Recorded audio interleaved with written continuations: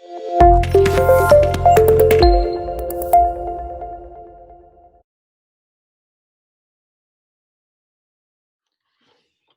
Number 83 easy है, अच्छा question है, इंपॉर्टेंट है, ना ज्यादा इजी ना ज्यादा डिफिकल्ट, बट इंपॉर्टेंट। ध्यान से देखना। रुचि limited issued for public subscription 40,000 equity shares of rupees 10 each at a premium of rupees 2 per share, payable 2 on application, 5 on allotment। Premium कितना है? 2, तो हो गया 3 plus 2। फेस वैल्यू सिक्योरिटीज में रिजर्व 2 plus 0, 3 plus 0, 5 5 10 और 2 रुपए प्रीमियम। ठीक है। Applications were received for 60,000 shares. Allotment was made on pro rata basis to the applicants for 48,000 shares. हमारे पास शेयर्स कितने हैं? 40,000 इक्विटी शेयर्स। 48,000 को दिए 40,000 shares. Remaining applications were refused. Money overpaid on application was utilized towards the sum due on allotment. चलो पहले इतना करते हैं, उसके बाद आगे की कहानी करते हैं। पहले प्रो रेटा टेबल बना लेते हैं। Advisable, not compulsory, but better रहता है बनाना। दो कैटेगरीज हैं, 48 को 40,000 दे रहे हैं, 12,000 को 0। एप्लीकेशन बनी है 2 रुपए। क्वेश्चन नंबर 83, प्रो रेटा टेबल।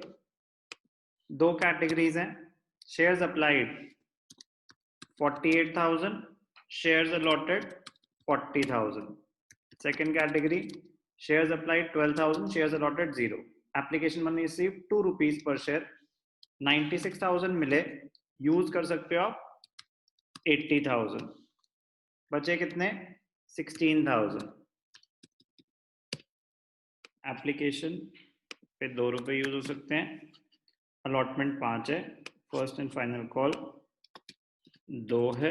वहां तक कुछ गया ही नहीं वैसे तो। फर्स्ट कैटेगरी में ना तो फर्स्ट कॉल का कुछ है, एक ही कॉल है, वहां तक कुछ गया नहीं। तो जब वहां तक ही नहीं गया तो सेकंड कॉल की जरूरत ही नहीं है। 12,000 पे 12 टू 24,000 मिले होंगे, कुछ भी यूज नहीं कर सकते, सारा का सारा रिफंड है। तो जो पैसे आए, bank account debited to share application. Total पैसे कितने आए? Money received 1,20,000 rupees. Okay, use कैसे हुए? Share application account debited to share capital to share allotment, जो एडवांस अलॉटमेंट में ट्रांसफर कर रहे हैं, टू बैंक अकाउंट, जो पैसा आप रिफंड कर रहे हैं। पैसे आए 1,20,000। एप्लीकेशन पे यूज हो सकते हैं 80,000, 16,000 हम अलॉटमेंट में ट्रांसफर कर रहे हैं और 24,000 रिफंड कर रहे हैं। 1,20,000, 24 रिफंड। ठीक है, यहां तक की कहानी 60। ठीक है, अब क्या हुआ? मनी को overpaid on application was utilised towards allotment. ठीक है। Ram to whom 1,600 shares were allotted.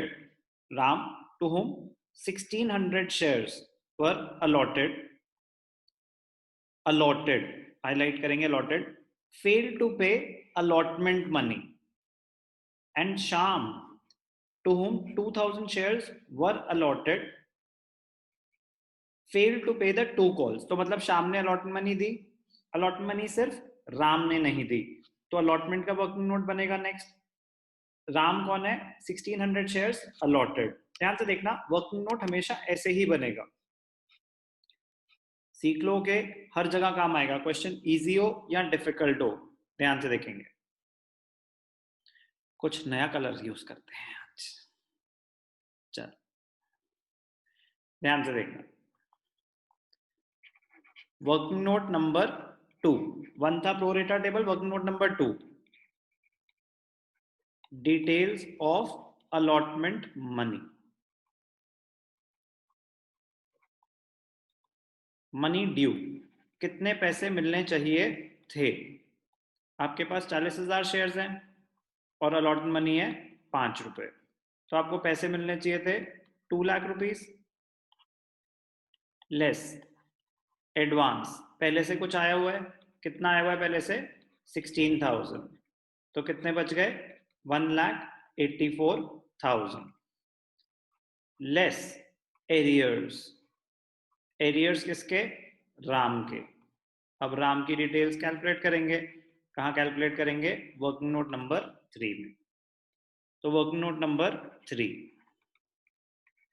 क्या है, working note number 3, details of Ram. Ram कौन, अलॉटेड 1600 शेयर्स, तो अगर उसको अलॉट 1600 शेयर्स हुए हैं तो उसने अप्लाई तो ज्यादा करे होंगे, तो जो हमें कैलकुलेट करना है वो राइट साइड पे, शेयर्स अलॉटेड, शेयर्स अप्लाइड। जब 40,000 शेयर्स अलॉट होते हैं तो 48,000 अप्लाई करे होंगे, हमने तो 60,000 अप्लाई करे थे, नो। दो कैटेगरीज हैं, 12,000 को तो दिए जीरो, तो राम कौन सी कैटेगरी का होगा, कैटेगरी 1 का होगा। कैटेगरी 1 में जो 48,000 अप्लाई करता है उसको मिलते हैं 40,000 शेयर्स, तो जिसको 1600 शेयर्स मिले होंगे, जिसको 1600 शेयर्स मिले होंगे उसने अप्लाई कितने करे होंगे, आपको ये कैलकुलेट करना पड़ेगा।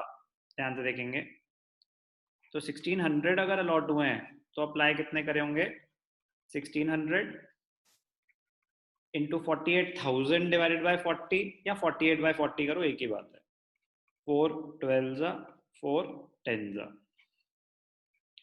तो 160 इंटू 12, तो 160 इंटू 12 मतलब 1600 32 1920 शेयर्स, इतने शेयर्स अप्लाई करे होंगे। तो ये क्या निकाला हमने, शेयर्स अप्लाइड बाय राम, उसको अलॉट 1600 हुए हैं, उसने अप्लाई तो ज्यादा करे होंगे 1632, ठीक है 1920, इसने शेयर्स अप्लाई करे 1920, तो इसने एप्लीकेशन मनी कितनी दी होगी, एप्लीकेशन मनी रिसीव्ड इसने दी होगी 1920 के हिसाब से, इंटू 2 कितनी दी होगी 3840, यूज कितने हुए होंगे, यूज्ड ऑन एप्लीकेशन, यूज आप उतने कर सकते हो जितने शेयर्स आप दे रहे हो, आपने दिए 1600 शेयर्स, तो 16 इंटू 2 3200 आपने यूज कर लिए, कितने बचे 640, 640 क्या हो जाएगा, advance for allotment, 320 into 2 640, directly भी निकल सकता था, ठीक है। अब जब अलॉटमेंट मनी ड्यू हुई, राम की बात हो रही है, अलॉटमेंट मनी ड्यू, अलॉटमेंट पे कितने देने थे राम ने, 1600 इंटू 5 8,000, उसका कुछ एडवांस आया हुआ है, एडवांस कितना आया हुआ है 640, तो उसने कितने पैसे नहीं दिए 7360, क्या है ये, arrears for allotment, arrears for allotment 7360, तो एरियर्स राम के कितने थे, क्या निकाले हमने 7360, राम ने अलॉटमेंट मनी नहीं दी थी, बाकी सबने तो दी थी, ठीक है। तो कितना आया मनी रिसीव्ड, ध्यान से देखेंगे, ओके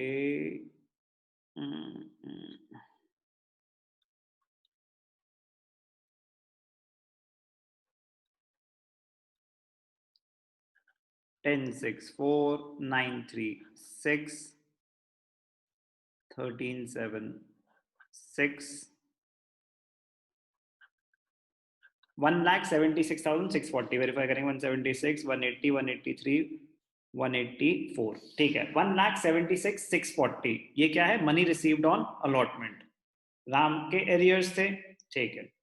अब ध्यान से देखना, अलॉटमेंट मनी ड्यू, तो जब अलॉटमेंट मनी ड्यू हुई प्रीमियम भी था, share allotment account debited to share capital to securities premium reserve.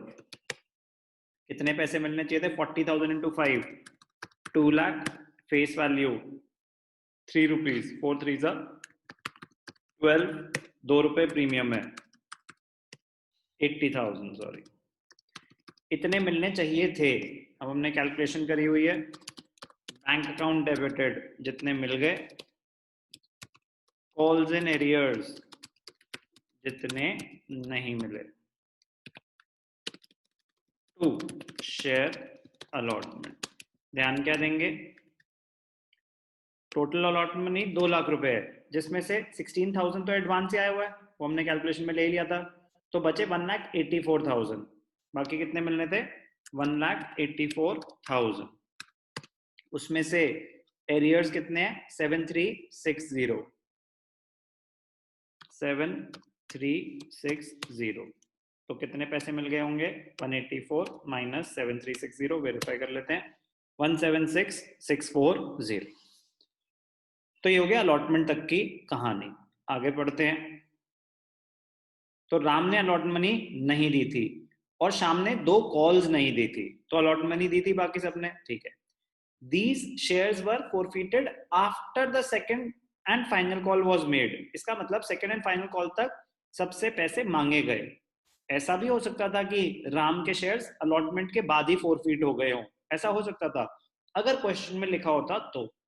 But यहाँ बड़ी क्लियरली लिखा है कि the shares were forfeited after the 2 calls.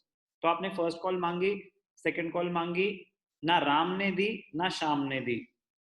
अब क्योंकि एडवांस मेरा फर्स्ट कॉल तक गया ही नहीं, तो वहां की कैलकुलेशन इजी है। अभी दिख जाएगा क्यों। बस ये ध्यान रखना कि राम के 1600 शेयर्स हैं, श्याम को 2000 शेयर्स अलॉट हुए हैं, तो टोटल 3600 शेयर्स हैं जिन पे फर्स्ट कॉल नहीं मिली, सेकंड कॉल नहीं मिली। फर्स्ट कॉल 2 रुपए, सेकंड कॉल 3 रुपए। फर्स्ट कॉल की एंट्री ध्यान से देखना, share first call debited to share capital. First call कितनी थी? 2 रुपए, 40 इंटू 2, 80,000। डायरेक्ट एंट्री, कोई वर्किंग की जरूरत नहीं है, सिंपल। बैंक अकाउंट डेबिटेड, जितने पैसे मिले, कितने शेयर्स थे? 40,000 शेयर्स थे, जिसमें से 3,600 पे प्रॉब्लम है, 3,600, तो बचे 36,400, उन पे तो प्रॉब्लम नहीं है, तो bank account debited, okay. Calls in arrears, calls and arrears account debited, calls and arrears 2000 plus 1600, 3600 into 2 to share first call। ठीक है, ध्यान से देखना।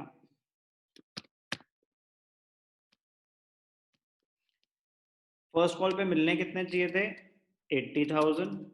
एरियर्स कितने हैं? 3600 इंटू 2, 7200, तो बाकी पैसे मिल गए, 72,800, 79। तो कोई वर्किंग नोट की जरूरत ही नहीं क्योंकि एडवांस वहां तक गया ही नहीं। ऐसी एग्जैक्टली सेकंड कॉल हो जाएगी,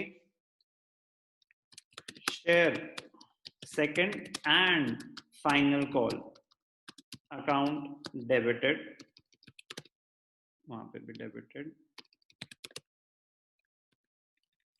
कितनी है सेकंड कॉल? 3 रुपीज, तो 120 to share capital,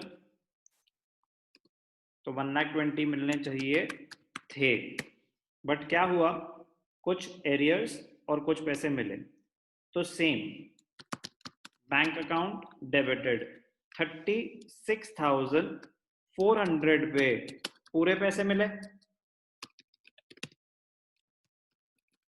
calls in arrears 3,600 पे 2 रुपए नहीं मिले, और 3 रुपए सॉरी, फाइनल कॉल 3 रुपए। To share second and final call. कितने पैसे नहीं मिले? 3 3 9, 10,800।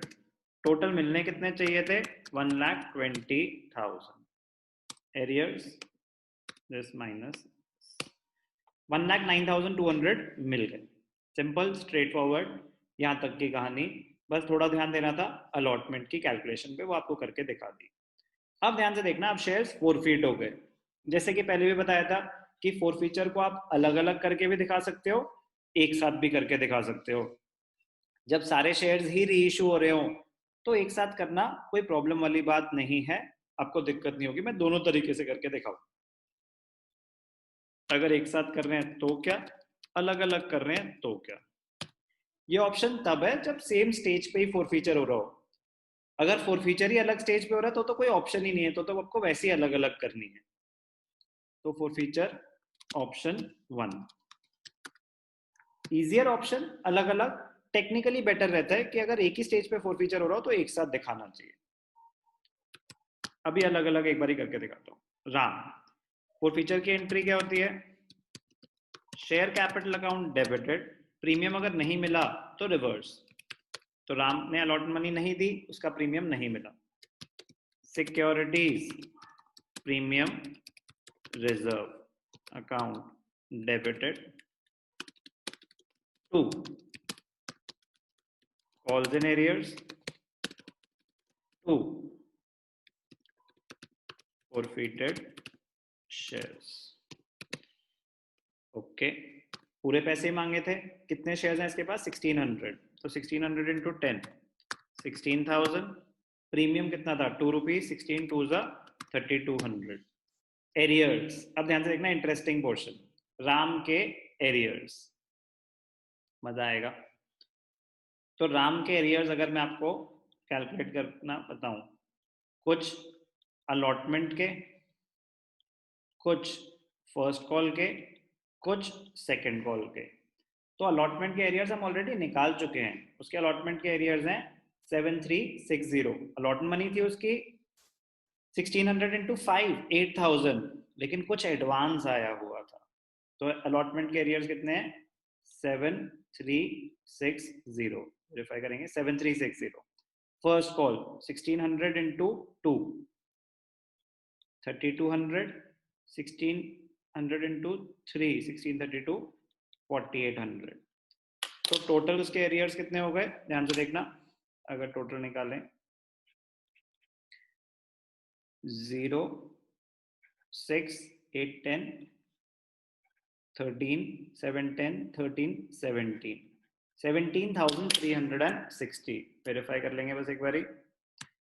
7360 प्लस 3200 प्लस 4800 7310 15। अच्छा देखिए, मजाक हो जाता है अभी। 7 प्लस 8 10 3 15 15360। अब ध्यान से देखना, और अगर कुछ गलत आता तो आपके डेबिट्स क्रेडिट्स हमेशा कैलकुलेशन करनी चाहिए। ये बात भी अभी आपको समझ आएगी क्या कहना चाहता हूं। ध्यान से देखना, 15360 15360 एरियर्स है। फोरफीटेड शेयर में जितने पैसे मिल गए, राम ने पैसे दिए ही कितने? राम ने जब शेयर्स अप्लाई करे थे 3840 दिए, उसके बाद कुछ दिया ही नहीं। तो एप्लीकेशन के 3200 और 640 अलॉटमेंट के, उसके टोटल पैसे ही इतने आए, उसके बाद कुछ आया ही नहीं। फोरफीटेड शेयर्स में होता है जो पैसे आए। तो यहाँ पे कैलकुलेट करके देखना चाहिए 3840।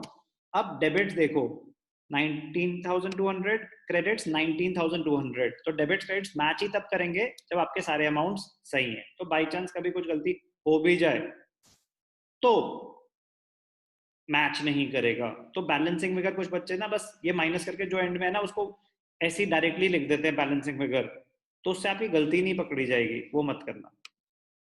दूसरा इंसान कौन है? एक तो हो गया राम, एक शाम। शाम के 2000 शेयर्स हैं, उसका फोरफीचर तो बहुत ईजी है। एक हो गया राम, एक हो गया शाम। शाम की एंट्री क्या हो जाएगी? उसका प्रीमियम मिल चुका है, तो share capital account debited to calls in arrears to forfeited shares. शाम के केस में हम डायरेक्ट कैलकुलेशन कर सकते हैं, 2000 इंटू 10 20,000। एरियर्स डायरेक्ट कैलकुलेशन हो सकती है क्योंकि कोई एडवांस के एडजस्टमेंट वाला सीन ही नहीं है। उसने फर्स्ट कॉल और सेकंड कॉल नहीं दी, 5 रुपए, 2 रुपए की फर्स्ट कॉल, 3 रुपए की सेकंड कॉल, 10,000 नहीं दिए। और उसने क्या दिया, एप्लीकेशन और अलॉटमेंट, प्रीमियम इग्नोर कर देंगे, वो भी 10,000। कोई कैलकुलेशन की जरूरत ही नहीं है क्योंकि पूरे पूरे एरियर्स हैं, पूरा पूरा पैसा मिला है, पार्टली कोई ऐसा चीज ही नहीं है। अगर कंबाइन कर रहे होते तो क्या होता, ध्यान से देखना।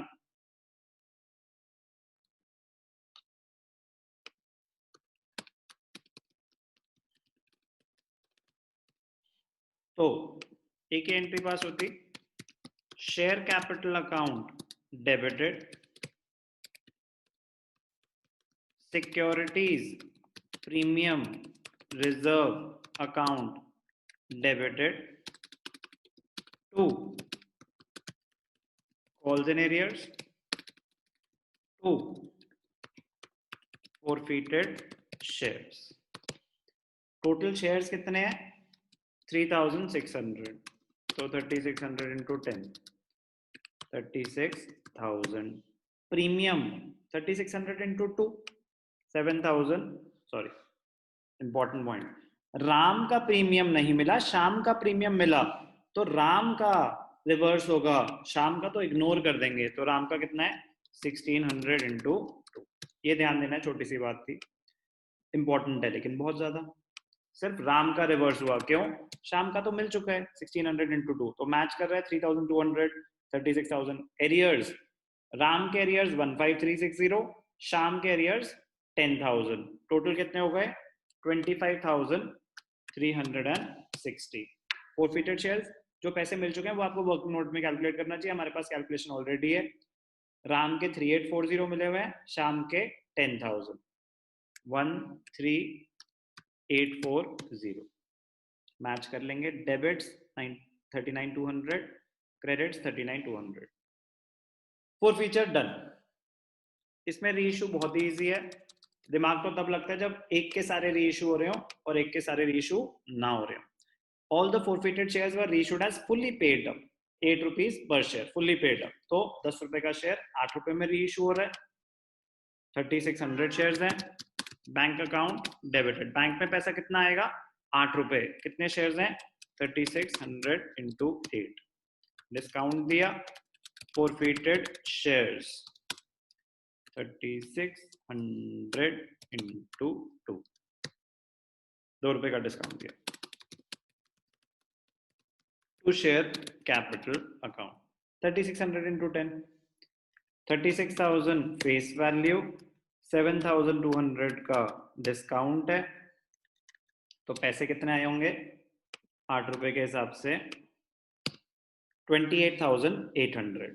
टोटल पैसा फॉरफिट कितना हुआ, 13,840, आपने डिस्काउंट कितना दिया, 7,000, तो 6,640 कैपिटल रिजर्व हो गया, प्रॉफिट हो गया। फॉरफिटेड शेयर्स अकाउंट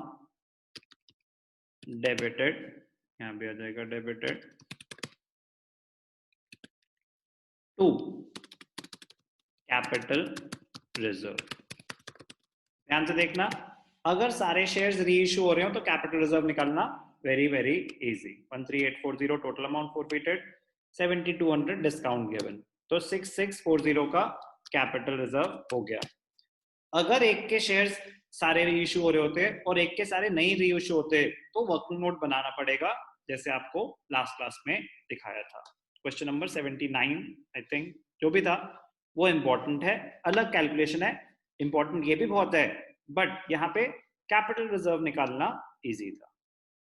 अच्छा क्वेश्चन है, डिसेंट क्वेश्चन है, ये मुश्किल क्वेश्चंस की कैटेगरी में नहीं आता, बट अच्छा क्वेश्चन है, मतलब ऐसे क्वेश्चन बोर्ड में आते हैं।